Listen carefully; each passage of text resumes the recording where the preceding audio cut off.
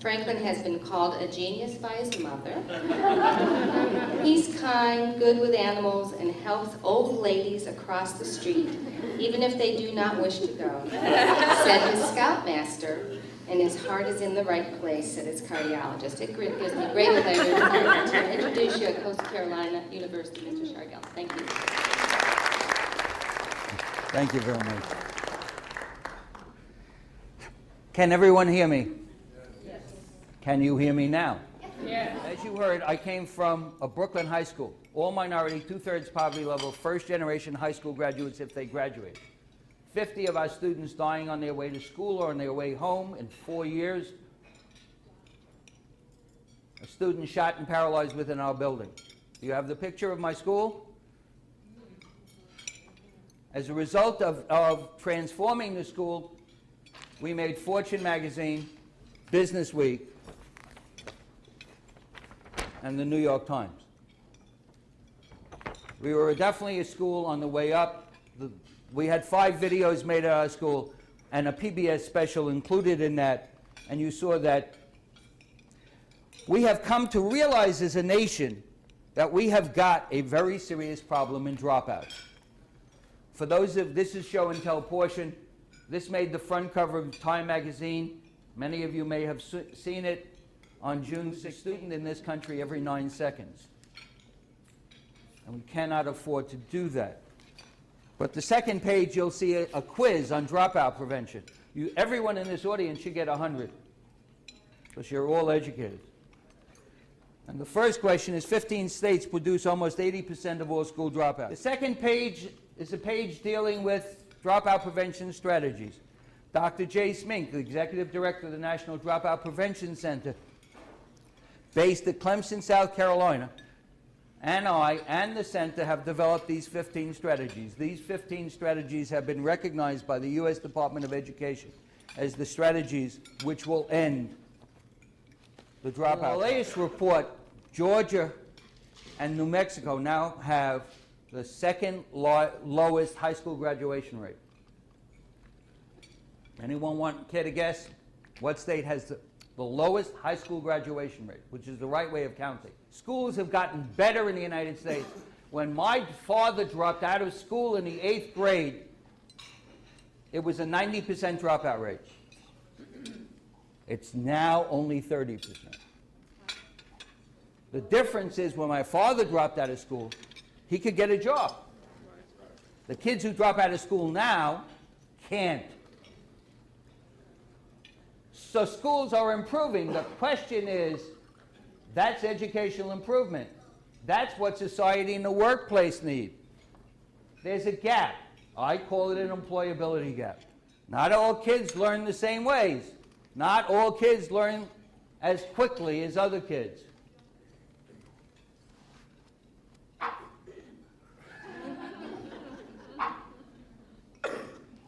And we give up too quickly on kids who take too long. Now, what does no teacher left standing say?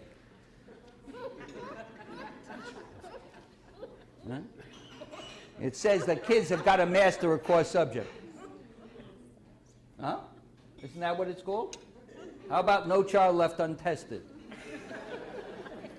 I'm really saying this is called active learning, and active learning says we can't have passive learning, which is, I call it dependent learning, dependent on the teacher. So I would like to give you another active learning exercise. Would you like it?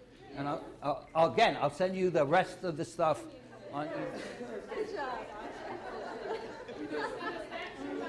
I call that active listening. It's part of the active learning component.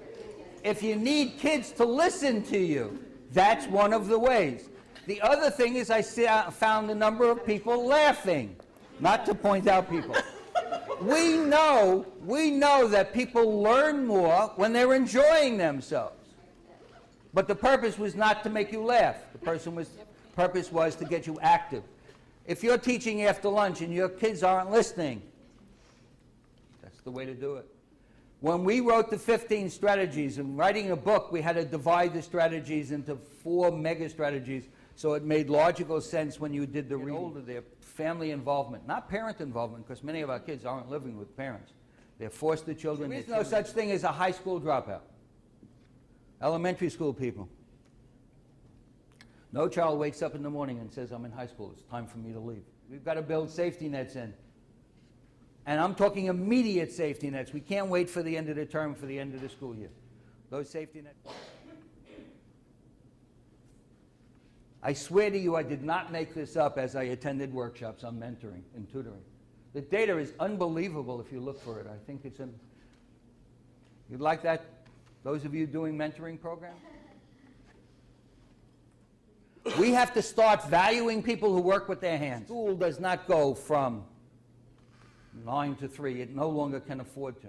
It should be ongoing. It should be based on the needs of the school, not on the needs of the kids. Do not know about Ruben Feuerstein's mediated learning. I suggest you find out. It is the greatest thing. Those of you dealing with special education, I have to start using computers for other than electronic books. Where's Waldo? Where in the world is Carmen Sandiego? Will ILPs work for at-risk kids? The answer is yes. Individual learning plans. We've got to start developing it. Got to sign partnerships. Your K-12 system must sign partnerships. School violence is a major problem and is growing. We need to put everything in terms of the workforce. Again, if you want this PowerPoint, simply ask for me. We are not in competition. The country we are about to save is our own. We know that kids look at videos. We know they play games. Let them determine what they love. Do our kids like to read? I have someone shaking their head no. Explain to me Harry Potter. Explain the popularity of a 1,700-page book for kids. By the way, you know what every kid loves to read, and it's free? My favorite teacher was Professor Yogi Berra. Some of you may have heard of him. And Yogi said, when you come to a fork in the road, take it. We have a choice in this country. We can either go down the same road that we have been going down for the past 200 years, or we can take a different road. We can bemoan the fate of dealing with non-traditional at-risk kids, or we can change the way we deal with them. That's our choice. It is not our kids who are at risk. It's the very society we live in. I thank you very much for spending a part of your life with me.